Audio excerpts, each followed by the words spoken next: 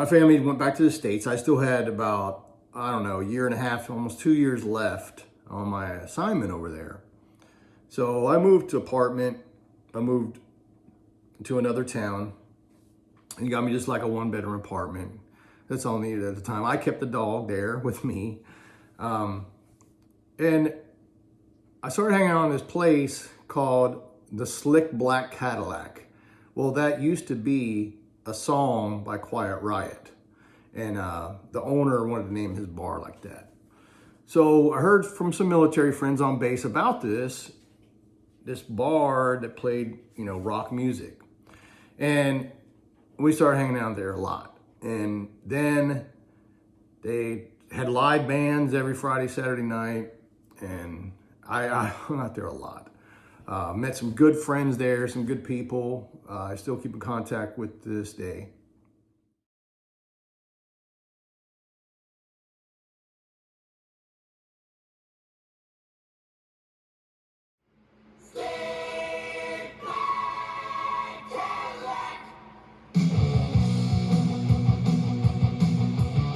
Some great music was out. For me, that's a great year for music. Vulgar Display of Power by Pantera, one of the greatest metal albums of all time. Helmet, they put out their second album then. Helmet was an awesome band. Listened to them a lot back then. And then Angel Dust by Faith No More, epic album. Not the song Epic, but the album Angel Dust. I mean, Screaming Trees and all the Seattle music. The Verses album by Pearl Jam came out during that time. I mean, 92, man. It was a good year for music.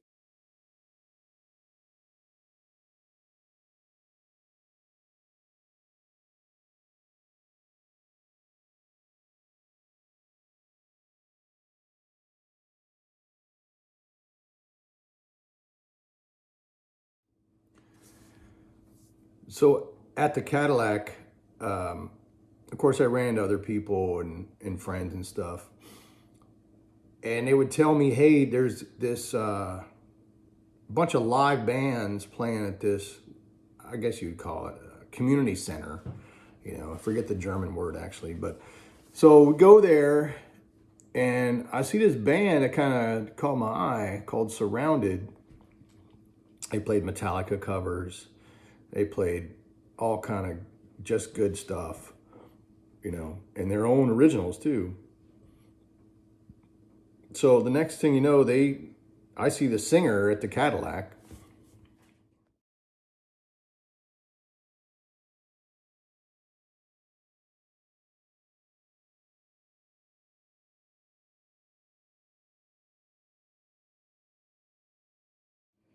And the DJ Bobby, sometimes he would get lazy, or he'd need a break, or he'd want to go out and have a cigarette or whatever. So he'd be like, Rich, let me show you how to work this soundboard real quick. Can you take over for me? And it'd be like on a Tuesday or Wednesday night. It wasn't that crowded. So I would, but I would play the stuff I liked, And so later on, the Germans are, and then I get to a routine of doing that and sit in for like an hour. Well, he kind of took a break. Well, the Germans are like, hey, Bobby's a better DJ, but Rich, you play much better music than he does. So they liked that. Except for who didn't like it was the owner.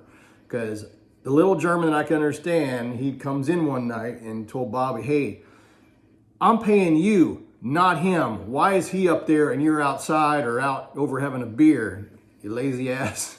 So that was it for me. I couldn't participate anymore. But that was super fun DJing at the Hard Rock Heavy Metal Cadillac Bar.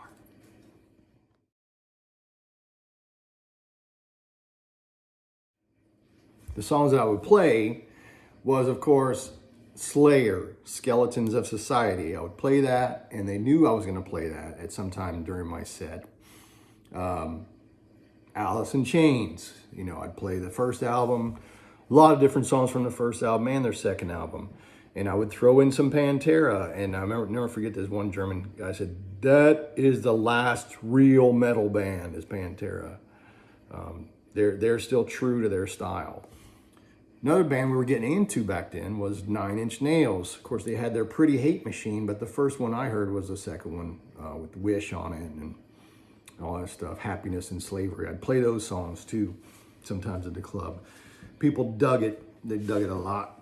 One band that I was from Seattle that I didn't know about until I got introduced to that club was Gruntruck, or as the Germans say, Grüntruck, because Grün means green in German. And I thought they were pretty awesome too. And then we see them later on MTV Headbangers Ball and stuff. So I had no idea that later in life I would be moving to the Seattle area, but I was into all those bands. There was bands like Mudhoney and Tad and Screaming Trees, and which was from Ellensburg, Washington, not exactly Seattle. About an hour, 2 hours away. And of course the big four icons of grunge is what we call it up here in Seattle. The Pearl Jam and Nirvana and Soundgarden and Alice in Chains. Big into that stuff back then as well. And then the stuff that my friend Blaine left me with, which was the Chili Peppers and what was out during that time, Blood Sugar Sex Magic. And I thought that was an awesome album. I listened to that almost daily. Faith No More, both Angel Dust album, which I think came out in like 92, 93. I played some songs from that, Midlife Crisis. All the Germans loved it at that bar. They loved hearing that kind of stuff. So Primus, yeah, that was a personal thing for me. I liked it. I didn't really play that when I had my set at the club. But I liked their Frizzle Fry album, Sailing the Seas of Cheese. And back then, you'd get videos. You'd see rock videos at the video store on base. And you could get, you say, wow, this is the VHS tape of Primus. And it'd have some of their live stuff, and it'd have some of their, antics they would have. And another band who did that was Pantera, Pantera Vulgar Video, and which was mostly from their first tour that they had in 1990. So watched those VHS tapes a lot. And not only those, but regular movies, because not only did we have just one radio station, but we had one American TV channel, Armed Forces Network. Now, later on, and nowadays, they have like 8, 12 channels or whatever, but back then it was only one, and it was mostly news was on. So if you want to watch the news, they'd have headline news or something on there, you'd turn that on, but most of the other time, you had to watch movies. I couldn't get German channels anyway, because it was a separate system. You had to get a converter or totally different system for watching broadcast German channels anyway. So yeah, a lot of movies were watched. Some movies watched over and over again.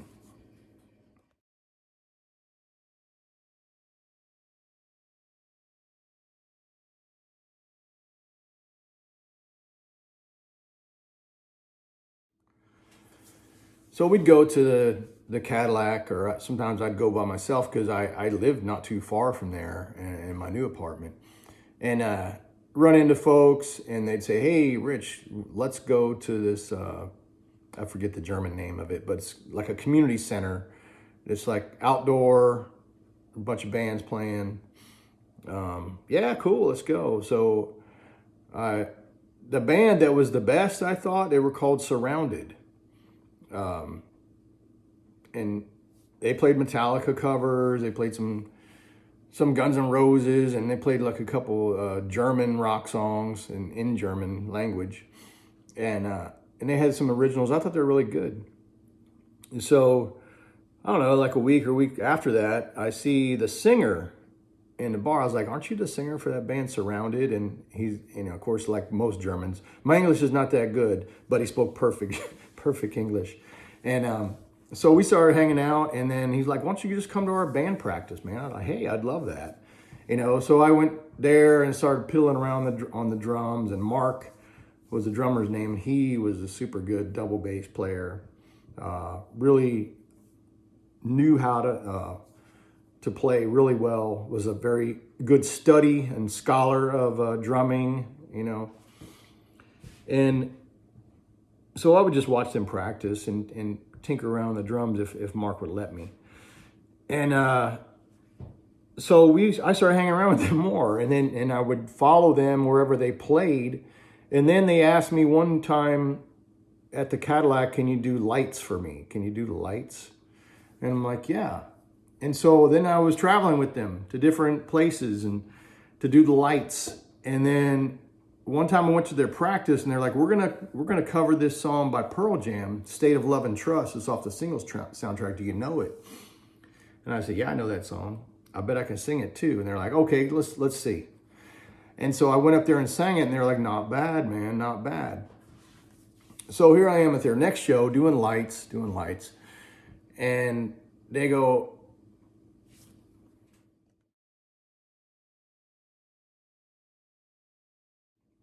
so quick backstory. I realize a lot of Germans, when you tell them where you're from, they don't really know where Cincinnati, Ohio is. But so where did I come from previously? I came from Texas. So of course they understand the stereotype of Texas, Dallas Cowboys, the show Dallas and all that. So I'm just like, okay. And so hey, Rich from Dallas, Texas. Hey, Cowboys, woo! They would say that every time they would see me, which I just didn't even say anything after that. I was like, whatever. I'm not even going to tell them I'm originally from Ohio. I'll just tell them I'm from Texas. So the singer and the guitar player, little did I know, I'm doing lights for one of their shows, Surrounded.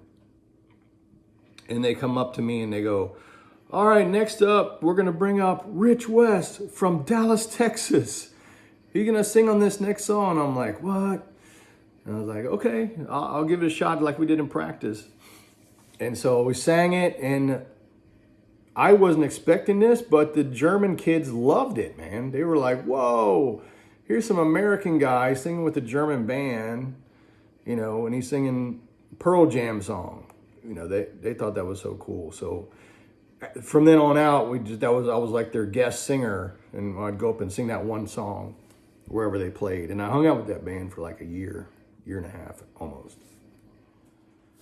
In 1993, with that group of friends that I met at the Cadillac, some of them were the workers there, the bartenders, and boyfriends of the bartenders, and the DJ, and some of the people that used to hang out there. We went to an outdoor fest in Mannheim, Germany, and one of the bartenders, her mother or somebody that she was related to, had like a garden house is what they called it in Germany. So a lot of them live in high-rise apartments, but they also own property out in the country, and when they call it a garden house. So it was like a little, just a little bit bigger than a shed. And then she had her garden out there where she grew vegetables and flowers and stuff. But we took tents out there as well. So we took tents out there, and then we walked. It was probably like about a mile and a half to the actual concert, the open air concert. And what a lineup, man. Metallica was the headline band. It was supposed to be Metallica, the Cult, and Alice in Chains. So of course we bought our tickets right away. Couldn't wait to go see Alice in Chains. What happens is, they cancel. Alice in Chains canceled. Lane Staley couldn't make it because of his troubles with drugs or whatever. But so who takes their place?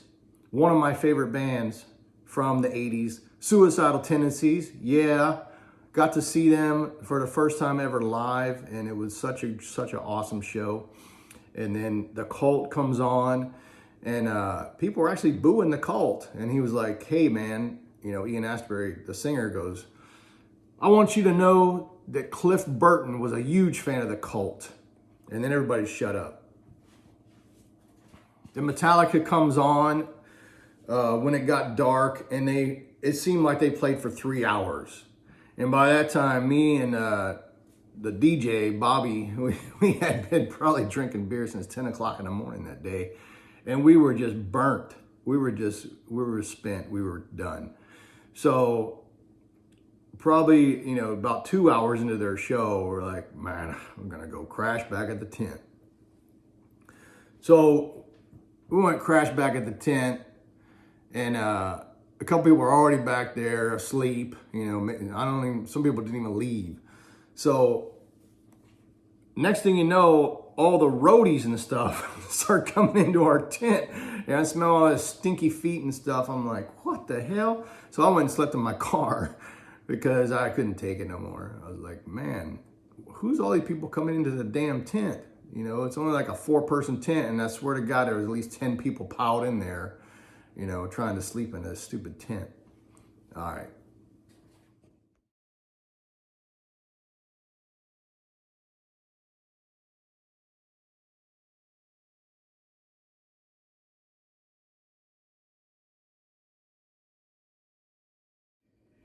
Not only the slick black Cadillac that we'd go to off base there in Moorfelden, but the club on base was pretty cool back then and would get packed on Friday, Saturday night. And they had one side of the bar that was mostly playing like MTV music videos. Sometimes we'd playing Headbangers Ball or MTV's 120 Minutes or something. And the other side was dance. There was like an open dance floor with a lot of, house music and dance music of the day and stuff. And on the other side, we'd listen to Tool. We'd listen to Tool and Rage Against the Machine, and be like, yeah, Headbangers Ball's on. And that's another band that I cannot forget to say that I started really getting into. Rage Against the Machine first album, and Evil Empire too, when that came out. But anyway, so during my time over in Germany, I was listening to Rage Against the Machine a lot, and it was an awesome band. Thought that album was awesome. And then there was the American Legion, which was off base, but it was American Legion a lot of Americans either separate from the military or retire from the military and end up staying over there in Germany. But this was also for active duty members as well. So you'd go there to the Legion, you had to pay like some club fee or something, or a membership fee, and you could get in there, and they had this small, it was a big open area outside with a lot of the German Oktoberfest style tables and everything. But down in the basement is where they had a DJ every Friday, Saturday night, and that place would get so packed and so crazy. And back then, there was no laws against smoking, It would be so smoky and nasty in there. And to think about it now, it'd be like, no way that would happen, but that's how things were back then.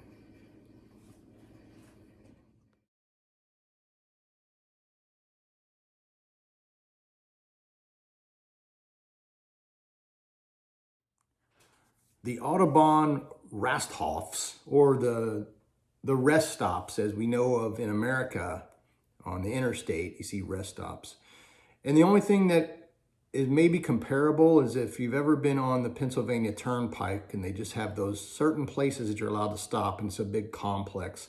Well, they have those in the German Autobahn too. But those are the only places open in the middle of the night.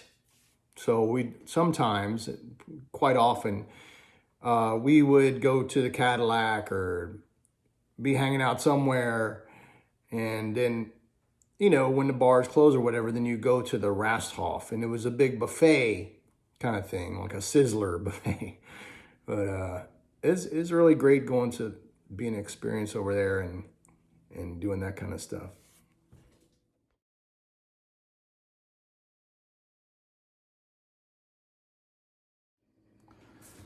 So like my last few months, you're talking like early 1994, getting ready to leave Germany to go back to the States. My assignment was about over with. And I still just didn't want to leave in a way. I wanted to just hang out with my German friends and party. So I was on night shift for probably well over a year. And then on my nights off is where I'd go hang out at the Cadillac or whatever. But so I could do my out processing and prepare, to move back to the States, they put me on day shift, which was probably a mistake because I was still trying to continue to do what I was doing and stay out late at night and stuff like that and hang out with my German friends and everything. But that wasn't too good with my bosses, and I would end up showing up late and stuff like that. So they had to sit down with me, especially I remember a good friend of mine, Rick Salick, he was my boss back then. He just pulled you to the side and said, look, God damn it, you better stop this shit. What's your days off? And I'd tell him, oh, Friday, Saturday. Yeah, your days off are canceled. Your ass coming in. That's your payback for showing up late like 3 days this week. So I was like, yeah, you're right, man. And I learned my lesson from him. And I owe a lot to him because that really kind of turned my attitude around and turned my life around a lot. So anyway, so I getting ready to leave Germany, and the guys at the Slick Black Cadillac are having a going away party for me, and I invited a lot of friends on bass and stuff, and it was just so awesome. They were so good to me, and it was really cool.